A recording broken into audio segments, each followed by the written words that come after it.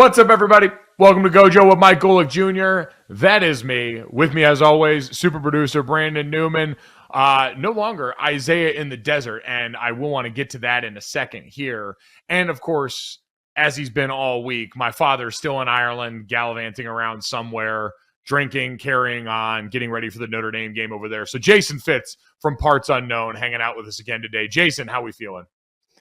I'm still a little curious, because I think compared to you and your dad, I'm kind of the leprechaun size. So why did I not get the invite to go to Dublin? Just, I worn the outfit, gone around, drank the Guinness. I'd have poured shots in your dad's mouth for him so he didn't have to put that kind of work into it. Look at it. Could have gotten just the invite, Mike. The invite would have meant something. I could have gone out and been his drink leprechaun.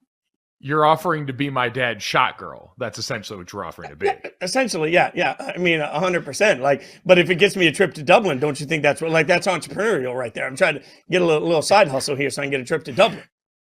You know what? It's interesting thinking about that because Fitz, you don't probably have this experience from sports. I don't know if they ever did this for you guys in the band or not, but there's a lot of times when you come back over to the sideline as a player and someone who works on the equipment staff or who's in charge of the water on the sideline would come over, and you see it a lot on television during games where trainers will squirt the water into the players' mouths for them so they don't actually have to handle the bottle. I was never super comfortable with that. It's like pouring milk into a bowl of cereal. Well, only I know how much I want or what the right ratio is. Only I really know how much water I want before you start drowning me in a game, but it is weird how we see that control over to people pouring shots all the time, whether it's in a hibachi restaurant or just out at a bar normally there. I'd imagine you, especially as someone that lived in Nashville for a long time, got used to other people pouring shots into your mouth pretty often.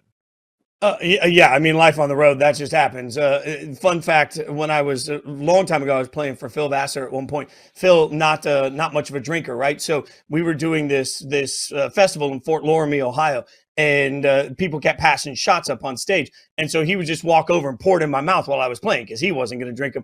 Well, it was like film for DirecTV. They ended up running that as the preview for the concert on TV. So I get a call from my mom, and she's like, "Do you have a problem? Do we need to send you to rehab?"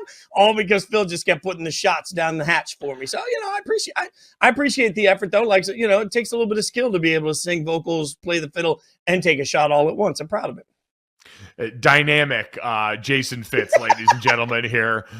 We had a great show for you guys today. As always, download, subscribe, rate, review, leave us a 5-star rating. While my dad is not here for the whole show, he and I got a chance to talk to Hall of Famer Joe Montana, who's also over in Dublin because all of my friends and all of their parents got to go over here for this damn game except for me. So we'll check in with Joe Montana and see what's going on over there. We'll talk to him about the Trey Lance situation. Dynasties in Kansas City. Fitz, I hope it doesn't reek of how bitter I am. We'll get to our Big 12 3 questions as well as we preview that conference. But it's really starting to settle in for me as college football starts this weekend. I know people do the week 1, week 0 debate all the time.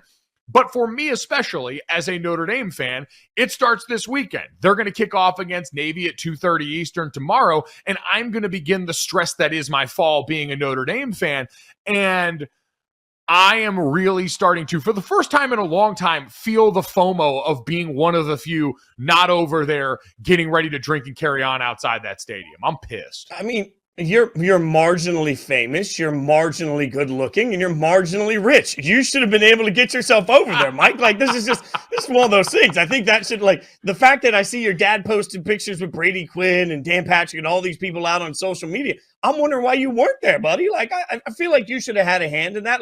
There should have been a special section on a private jet somewhere for Mike Golic Jr. to make his way over. It's not too late, though. Dublin's it's a bit of a hike, but if you're really committed to Notre Dame and you care about the season, I think when we finish the show, you'll find a way to get over there and just fly for the rest of the day. Take the dogs with you, Mike. Take the dogs with you. I think you will. Part of this is me also realizing I am not fun to be around on Notre Dame game days.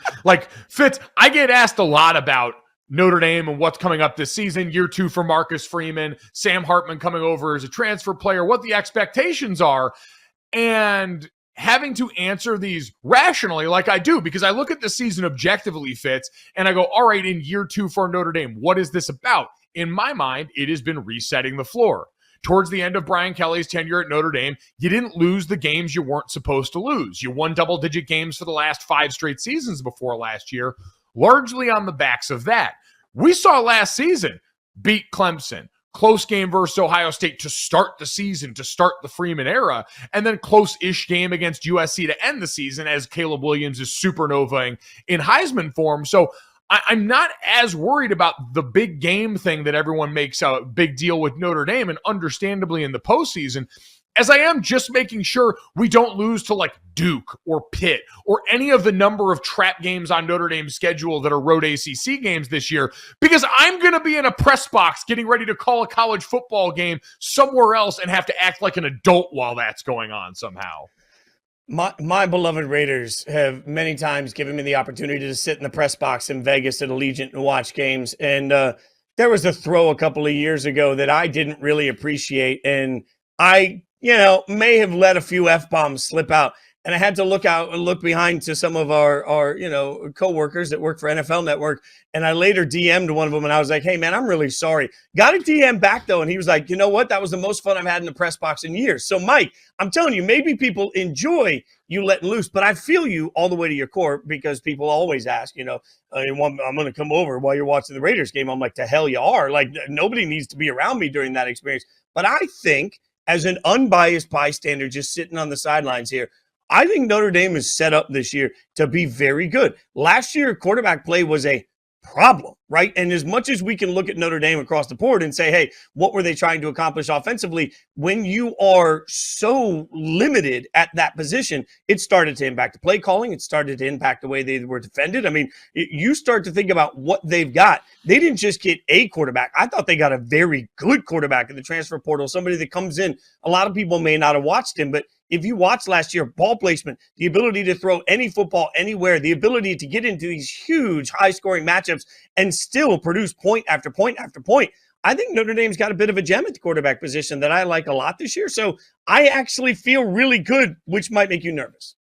Yes, I think that's it. I think any true fan gets nervous when people start to all look and talk about their team. Like, that's been the most difficult thing about the Freeman era, is going back to last summer when you had the uniform reveal video that we were a part of for the Vegas game, and people are saying that wouldn't traditionally be saying nice things about Notre Dame or talking glowingly about the program.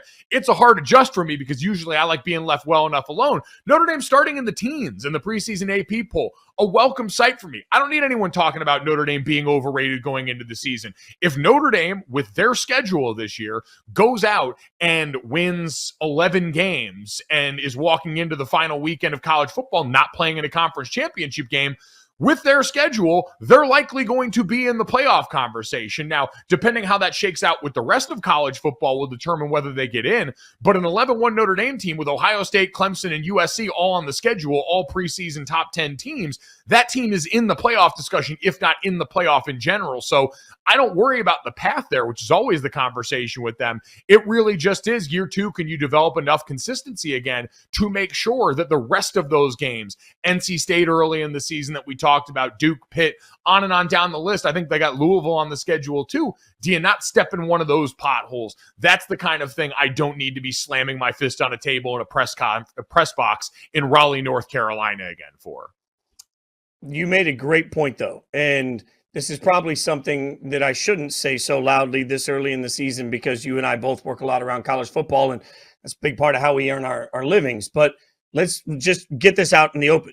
If Notre Dame can take care of business, they're going to be just fine. I think that's the theme that as we get into the Big 12 today, everybody needs to remember. It doesn't really matter what anybody in the Associated Press thinks of your team today. It doesn't matter what talking heads think of your team today. It doesn't matter what the playoff committee thinks of your team week 1 of the actual committee. As much as we've loved people watching those ranking shows, like, at some point you got to remember, to what your point was there. What do athletes always tell me? Do your job.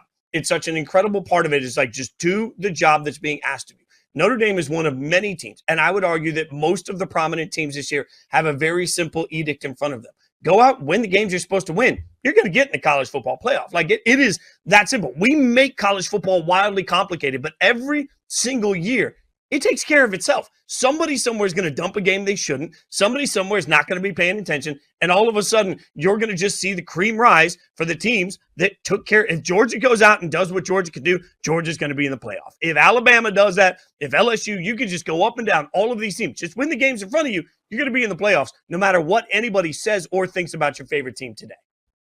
It is interesting looking out because I mentioned the way Notre Dame's schedule stacks up. When you look and think about the playoff field, there's kind of two camps, right? There's Georgia and Michigan, whose schedules are largely seen as very easy for the vast majority of the season, outside of a couple of games. For Ohio State, it's kind of this, so not to Ohio State. For Michigan, it's that until the end of the year when you get the Ohio States of the world, the Penn States of the world, and you're going to have your about month-long test there. Then you've got, like I said, Notre Dame with a bunch of difficult games in the schedule. Ohio State with a bunch of difficult games spread throughout the schedule. USC, who has the last 5 or 6 weeks of their season as a meat grinder with Notre Dame and Utah and Oregon and Washington, the Pac-12, once again at risk of cannibalizing itself. And so you're right in that it seems simple, but it also sets up, we talk about having those big-time moments available to you that impress the playoff committee down the stretch of the season. As we'll talk about some today, those big-time moments available to potential Heisman Trophy candidates to go out there and have that big, air quotes, Heisman moment that everybody always talks about. And so how that lines up, we can already kind of see the roadmap of the season, and we are just getting started this weekend. And Fitz, I don't believe anyone who says you got to be sick to watch the games this weekend. We are disgusting, vile people that are getting ready to take in every last drop of week 0 football, even outside of Notre Dame Navy coming up this weekend. That I can damn sure guarantee you. And Fitz, speaking of the Heisman Trophy path laid out before a number of people, I don't know if you saw this. Everyone's been so excited about the EA Sports NCAA football video game coming back next summer. And Caleb Williams apparently is not one of those guys right now. I saw he spoke to Yahoo the other day, and Ross Dellinger wrote a piece about how Caleb Williams is unsure if he's going to lend his name, image, and likeness to the upcoming college football game. There have been reports that EA's compensation of players would be a flat rate of $500 without any royalties. And Williams says, this is his quote, "The thing about life is you have to adjust to anything. Businesses and brands and things like that have to adjust to the new brand of the college. I'd love to have the game back, but it's the new day and age, and everybody knows what the new day and age in college is. It's like if you go to a school and you're a straight A student and there's another kid who's a strong suit, isn't school, and he gets B's or B minuses. How fair would it be if you get the same grade as him? That never works in school, and it doesn't make sense. That's how I look at that game and the situation with the $500. Fitz, do you think he's got any sort of point here when it comes to how guys are going to be compensated for this?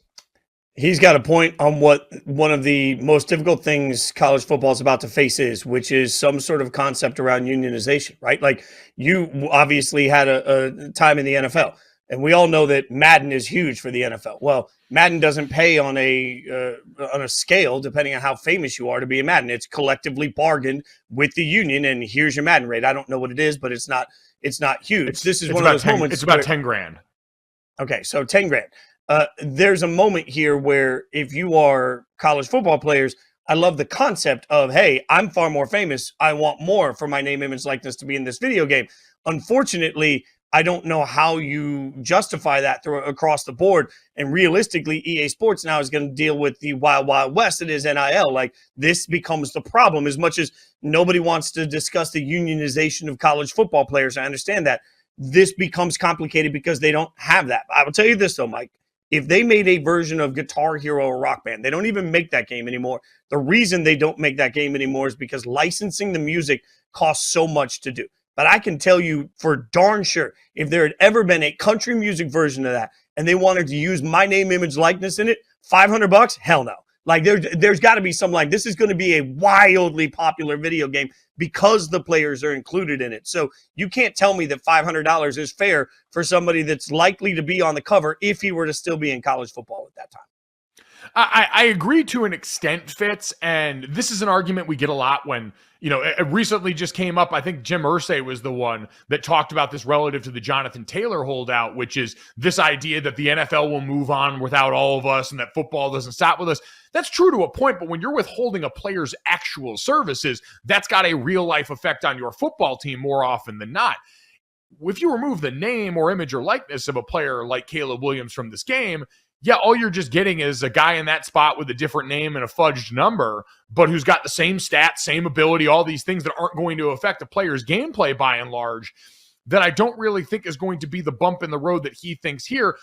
But your ultimate point, and I agree, is my biggest beef with this is not the idea of group licensing, which, like you said, is very common, happens in the NFL. That's how the agreement gets signed for Madden. It's the fact that these guys don't really have a say in that or any of the things that go on around in college sports because they are not unionized. And so I can understand the beef in general. And EA has said they have actually made no legitimate offer as far as how this is going to be compensated. The $500 is a reporter is reporting. It's a rumor, but it's not been confirmed by EA at this point. But the larger beef and the larger point remains, we still have college players that are having things happen to them without any input from them. It's an interesting point you make with the video game because I'm such a Madden head, and was such a EA college football head that I'll buy it no matter what. But I think about what makes me buy Madden all the time, right? Like, because nothing changes in the versions of Madden, really. I mean, they make little tweaks, but there's nothing there. But for me, like as a Raiders fan, new quarterback this year, of course I'm going to buy it because it puts the new roster, gives me the thing that's closest.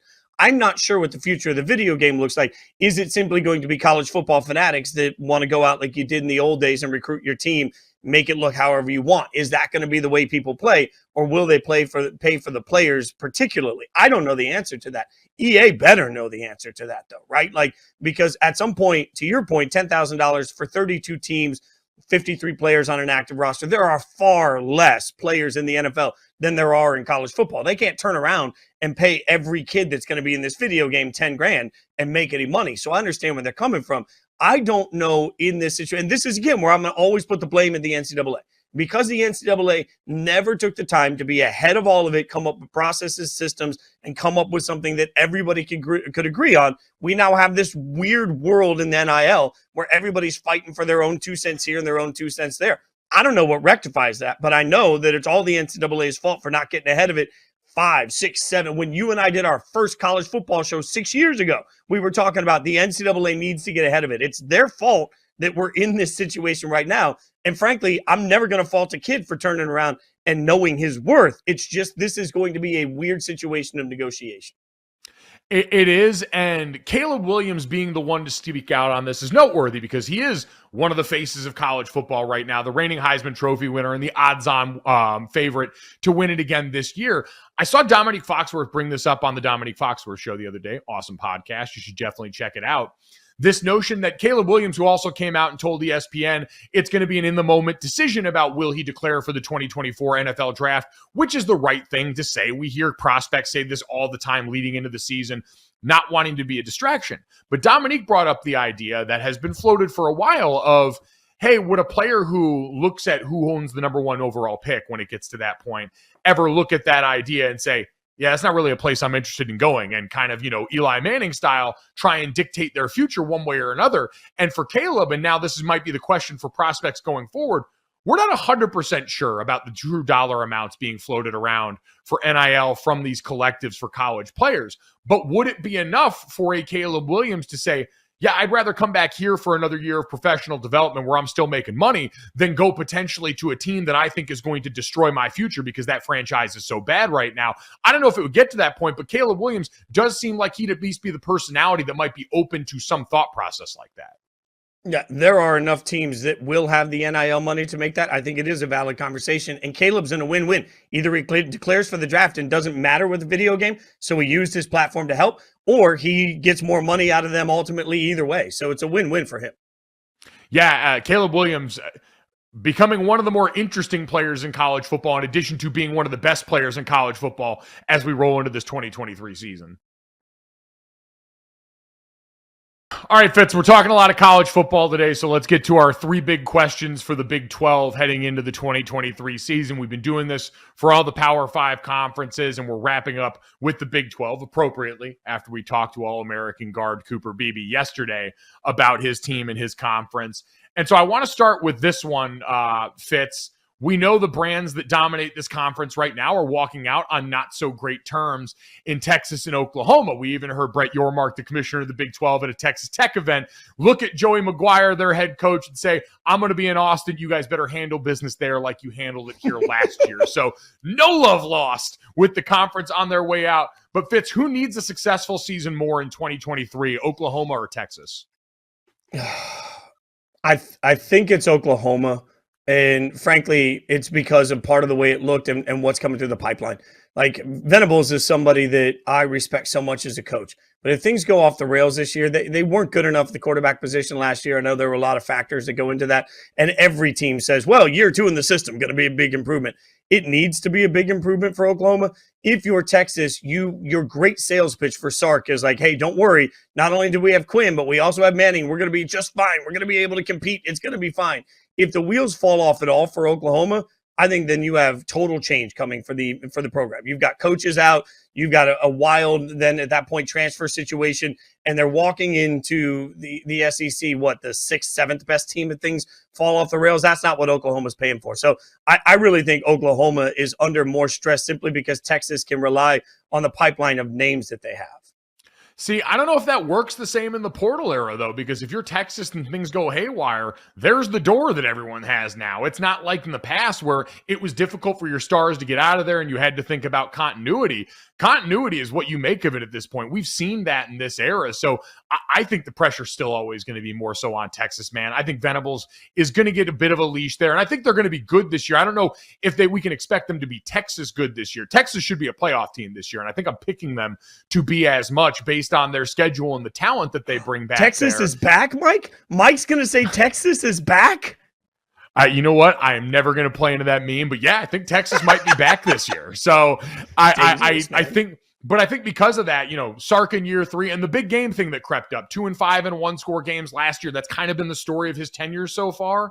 So I think that's the thing that worries me the most, and the noise around that program. It's just different. We see with the booster base, with the alumni base, there is so much more noise around this Texas program, and there's going to be a lot of big games on the national stage where everyone is waiting for them to trip up this year. So I always think it's going to be Texas, and I think they're going to kind of get the treatment everyone wanted to give the Houston Astros a couple of years ago during the pandemic. At least it seems so far. Fitzy, let's talk about the other side of this, because Texas and Oklahoma right now, according to DraftKings Sportsbook, the two favorites to make it to the Big 12 championship game this year. But beyond that, we've got a couple of other teams. I want to focus specifically on one state. Are we sleeping on the state of Kansas, Fitz? We have got the Kansas Jayhawks, who are investing meaningfully in football now under Lance Leipold after last season made their first appearance on College Game Day. And then we've got the Kansas State Wildcats, who actually won the Big 12 last year, beat TCU, heading back to the podium. And so, Fitz, are we sleeping on the state of Kansas inside the Big 12? I think yes, to a certain extent, but Kansas State's schedule is pretty brutal.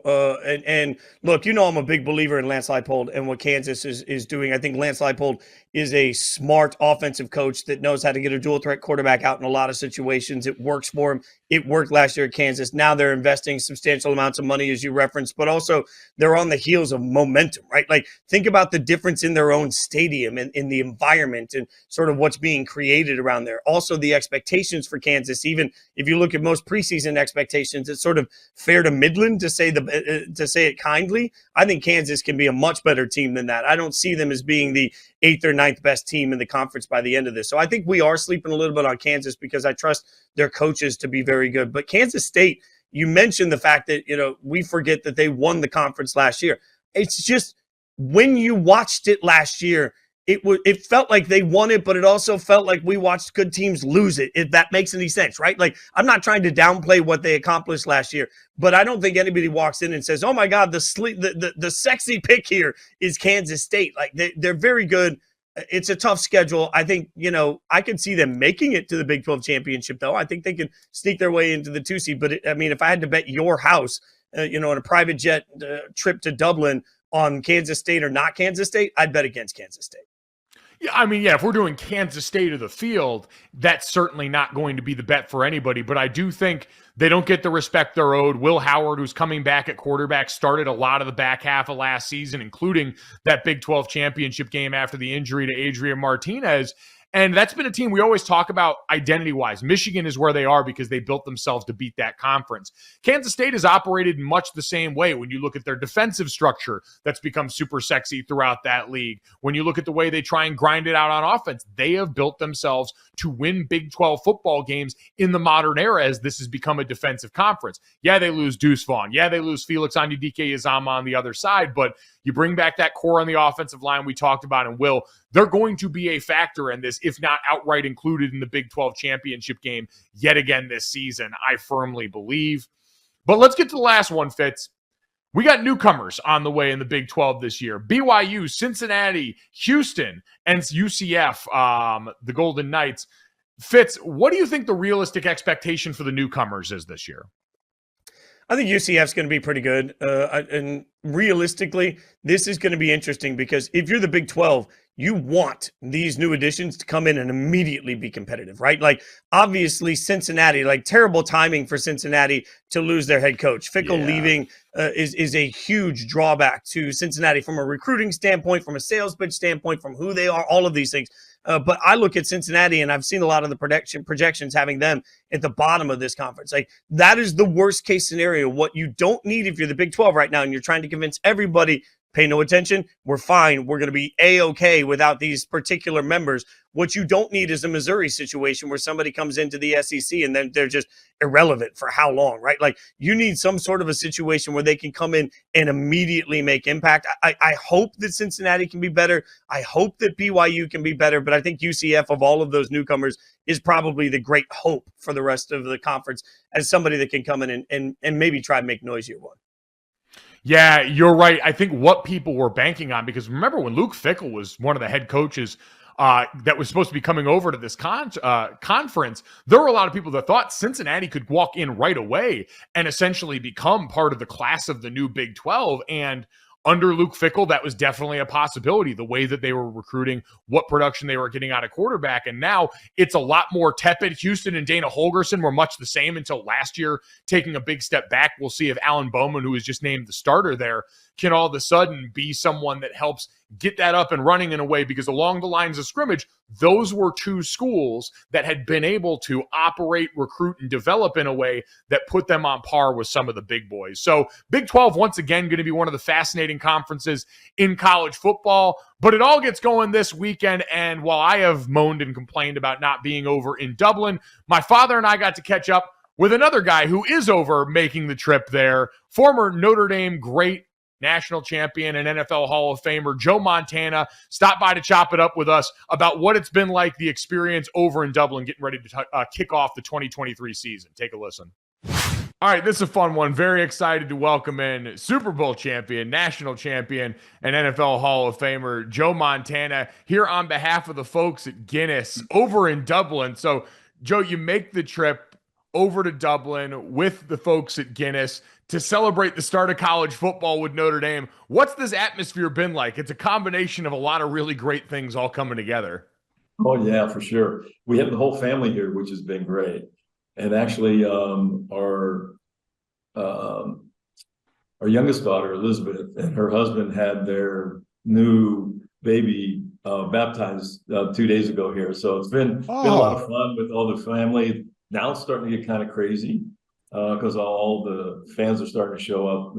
They've been slowly through, but as of today, yesterday evening, we tried to walk around through the little walking streets they have here, and it was packed. So, but all because of this little thing right here. Well, listen, talk about that for a minute, because I've used 4 words since I've been here a few days a lot. I'll have another Guinness. That's kind of been my line. So what's going on with them? We got some new things coming out. I've been with Guinness for a number of years now, and the big promotion coming out now is Guinness Zero. No alcohol, And they brought in some other guy named Joe. Damn it, I can't remember. Joe Burrow. Yeah. And so they just released some of the content the other day, and there'll be more coming along. But it's been a great relationship here with Guinness for me, and now with Joe coming on, and great people to work for, great tradition, sort of like Notre Dame, right? Big history, a lot of tradition here, and a great product, right? Yes, it is. Absolutely. And the boys have been in charge of finding all the older pubs and famous ones they want to see. So we've been trying to get around doing that. And now things are getting crazy, and we're here at the storehouse. I can never remember storehouse. I keep wanting to call it a brewery. Storehouse. It's only 14 levels, so no big deal. Wow. I know. And in fact, the kids and everybody are here going around taking a tour. I'm sure the boys are all having a few pints along the way, but it's been great. It's been a great trip so far. So for you and your family, you get to enjoy all of those parts of the trips with the fine folks at Guinness, and that's a great time. The other part of the tradition you talked about in Notre Dame is over there trying to win a football game. Marcus Freeman heading into year 2 with the program. Joe, what's your expectation for Coach Freeman in year 2 as he tries to add to the legacy of this program? Well, I love what he's been able to do. I think one of the things that everyone I talk to about, I haven't been around him. He doesn't have my new phone number yet, so I used to talk because I haven't gotten it out to everyone. I literally just changed it before I left for Europe about 2 weeks ago. And so normally I talk to him a bunch of times, and I'm sure he'll yell at me when I get down on the field for not giving him my phone number before the game. But I just think he brings a different atmosphere to the team, and a different understanding, and a different level of professionalism, to say that I don't think was there before. And that person lasted a long time. He won a bunch of games, but I think he's going to do great things there. I just really like his demeanor. I like what he's about. I like what I see and what he's put on the field last year, and was able to maintain where they were before. And the only problem I see is, man, I looked at that schedule. They're stacked up there for a while. So it'll be a great test, but it's going to be a tough one for him this season. Got some good teams coming up down the line. Sure do. So Joe, take this one's no one.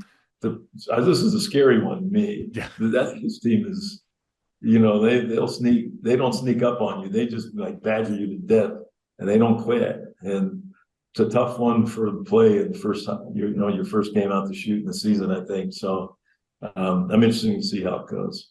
So, Joe, all I know is all three of us in our times at Notre Dame played Navy, and only one of us on this call lost to Navy, and that would be my son. So, sorry, Mike, I had to bring that up. Appreciate that. Yeah. But, Joe, take everybody down on the field a little bit where they really can't go. Notre Dame gets a new quarterback, Sam Hartman, who comes over from Wake Forest, has thrown for, I think 110 touchdowns. Everybody's excited because he can throw the ball, and we feel we'll have a passing offense to go with the running offense. But tell us how difficult it can be to have a new guy come into a system, even though he's been around for a while, learn a whole new system, learn the language of the system, and then try and get on the same page with receivers, and just what kind of a process that is. I think the biggest process, I don't think learning the system as much would be a problem. It's getting that time with the receivers, and because that's the thing it takes the most for a quarterback, is you're looking at body language, you're looking at making sure they understand exactly what you're thinking, and it takes a while. Even when I went to Kansas City, I knew that offense. It just had different terminology, but Paul Hackett was there, who was with us with the 49ers and through our second Super Bowl. And so my transition was easy, but it was getting receivers on the same page that you're on. And just like simple little things, I called this one play, and I told these guys, I go, okay, look, here's the deal. if you hear me say 20 read, I am not calling the ball to throw to the halfback. I'm throwing it because they're playing the defense, and I'm throwing the post. So as soon as you hear that, if you're running the post, you're the guy running the post, just get your head up because it's coming. Even if I get a blitz, I'm hitting my back foot and I'm throwing it. And sure enough, I call it. He doesn't think about it, and he drops it. He didn't think it was coming, and he looks up and it's there, and he drops it in the end zone. Oh. And he was so upset. And they just said, no, you just don't, you can't get upset because it's going to come again. We're going to do it again. I promise you. And those are the little things that have them understand what the offense is about and have the quarterback and the receiver. So I knew the offense more than they did, and vice versa. Now it happens with them. The receivers know it probably better than the quarterback now. And so he just has to spend a lot of time with them. And I think that's the toughest part of it. And, they run the ball well, so it should take some of the pressure off of there.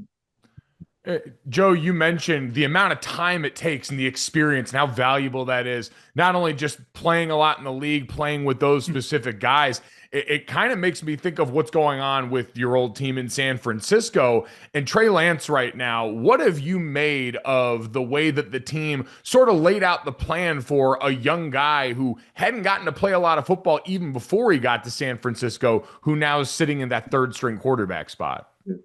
Well, Trey, very athletic, young, strong arm. I think the hardest part for a player is finding a system that he fits. Now, there are offenses in the NFL that he would fit into a lot better than the 49er offense, I think. I think he's just in a bad position there. Because when you come from a team that runs pretty much the read option and you're a runner, you don't always learn how to read defenses. And coming to the NFL and trying to understand anticipation, where the hole's going to be, is not the place to learn, is the NFL. You have to already know it. But when you see, like, the thing that drives me crazy, when you see college quarterbacks, when they do this, they turn and look to the sideline. Yeah. They're telling them everything. So that person has a difficult time if you haven't come from somewhere else that's taught you that. It's really difficult to learn that offense and be successful at that level. And like I said, there are other teams that have run the ball and do a lot more of the read option stuff, which I think that's what he came from. And I think he's just in a tough position. Because I think they tried to give him the opportunity to do it, and he wasn't still able to do it. Will he be able to do it someday? Maybe, but they've got a Super Bowl quality team, and they know they need someone they can trust in that second position just in case. Last one for me, Joe. You were part of a dynasty in San Francisco, and that word's got to get thrown around, a bit. And I imagine you're protective of the word dynasty. Not too many of them out there. The team you finished with, the Chiefs, and what Patrick Mahomes has done, lost the Super Bowl, but have won a couple of Super Bowls. Are they in the dynasty conversation yet, or do they have a little more work to do? I think they're pretty close to it. I mean, look at what they've been able to do in a short amount of time, and they continue to win. And while we ended up winning 4 while I was there, and another one right after I left. And they're on that process, right? I mean, it took Tom a while to get the ones that he won in also over time. So I think they're on their path to be in that. I mean, and you can see it's been a successful team, both offensively and defensively. They keep losing players, but they keep plugging other ones in, and they all seem to work. So as long as they don't lose that one guy behind the center, I think they're all right. Yeah, 15 seems like a pretty good game plan going into each week to get you through it, as you were for a very, very long time. Joe, we can't thank you enough for the time today. I'm sure you and Dad will both enjoy plenty of Guinness over there for me. Thank you so much, and enjoy the rest of the trip. You bet. We'll see you guys, and we'll see you at the game.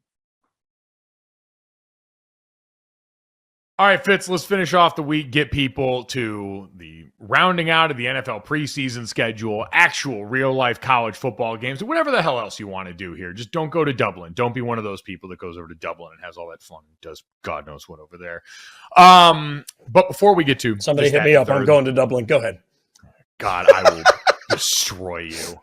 3 quick stories to finish off your day. Let me ease my pain with great sunglasses, high-quality polarized sunglasses that start at just $28 from our friends at Knockaround. They are the go-to for great shades that aren't going to break the bank for you there. They'll have you looking good on game day, get you ready for the home stretch of Major League Baseball season. They got 9 Major League Baseball teams on the docket already. Teams like the Astros, the Mariners, the Cardinals, the Cubs, all good stuff. All can help you get fitted up. They've also got the men's and women's national teams for soccer, red, white, and blue sunglasses. Now, listen, you always want to have a pair of those around, even if it's not during the World Cup or Olympic cycle. You can head over there. Don't be the one staring over, squinting at the sun, trying to get sand out of your overpriced sunglasses. Head to knockaround.com. Start getting great-looking polarized shades at just $28 and use code Golic at checkout. Get yourself free shipping on that order. Jason, let's get to this, that, and the third. And let's start with this. Giannis stirring the pot again. For the first time since before Giannis signed his max extension in Milwaukee that ended up helping getting them a championship, Giannis spoke with the New York Times about his plans for the future and indicated that next summer, when he is eligible to sign another extension with the team, he's not going to. He's going to wait, in his words, to see if everybody is on the same page and if everybody's going for a championship. Basically saying, Fitz, he doesn't want to be around here for a rebuild or retooling. He is trying to keep this team firmly with the pedal down on the gas. Should Milwaukee fans be worried at all about Giannis speaking this way heading into the 2023 season, Fitzy? I don't think so, because he's transparent, and he's always been transparent. And it doesn't mean he doesn't love Milwaukee. It just means that he wants to continue to be in their championship window. Also, I would add, I know somebody pretty well that's around that organization, and even when they made their coaching hire, one of the rumors that was out there was like, when they never talked to Giannis. Immediately. Yeah, of course they did. They understood, even going into this process of change, that they were going to need to make sure Giannis was involved in every step. I don't think Giannis told the New York Times anything that the Bucks don't already know, they haven't already been working on, they're not already aware of in the way they do business. So now all the Bucks have to do, to tie it back to college football, is do their jobs, continue to show them that they're committed to winning. Giannis will be there and everything will be fine. I do think you bringing up the coaching thing is relevant, though. That was referenced in the article, too, as one of the things he kind of wants to wait and see. Bud had been there for a while. He had won a championship with Bud, even through all of the misgivings the fan base had about his coaching style and what had netted them before that run. So I think this is consistent, though. To your point, you said Giannis is transparent. I say he's consistent, because this is exactly the tone and tenor we got before he signed that last extension. We see some players flirt with the idea of leaving even more seriously, all in the name of trying to make sure they keep their organizations motivated in the right way, because Giannis understands what his legacy is going to be defined by. He's got the MVPs. He's got a championship already, but if he goes the rest of his career and he said, I want to be one of those guys that plays 20 years, I want to be like Dirk and Kobe and play with one team, but I can't win one championship in that run and have people do anything other than slander me on First Take. So I think this is not cause for alarm yet, but it's a good reminder that Giannis, for being the nice guy and for being someone whose journey we saw trying milkshakes, ordering 50-piece nuggets, all those different things, he's very much serious about making sure the organization stays on track in a way that he deems satisfactory. So that is that. This is about to be that. Fitz, let's get to that. Michigan announced yesterday, man, words are hard sometimes. They already had the announcement that Jim Harbaugh would miss the first 3 games through a self-imposed suspension by the university in the wake of an NCAA investigation that is still ongoing after Jim Harbaugh had hamburgers with some recruits and then didn't tell the NCAA about it, and they got all upset. What they've turned this into is a pretty interesting opportunity, actually, Fitz. They put out an insane graphic, which in the world of college football is saying a lot because we live in the graphic era, that announced Thursday that there will be 4 assistants that will handle game day coaching duties during his 3-game suspension to start the season. Defensive coordinator Jesse Minter will serve as the game day coach against East Carolina on September 2nd. Special teams coordinator Jay Harbaugh, Jim's son, and running backs coach Mike Hart will split duties against UNLV on September 9th. each coaching a half. And then offensive coordinator Sharon Moore is going to handle the role coaching Bowling Green against Bowling Green on September 16th. So Fitz, we actually saw some of this with the Titans in the NFL, giving a head coaching opportunity in a preseason game to an assistant. This actually is a pretty cool move during a suspension that most of us think is silly and stupid anyway.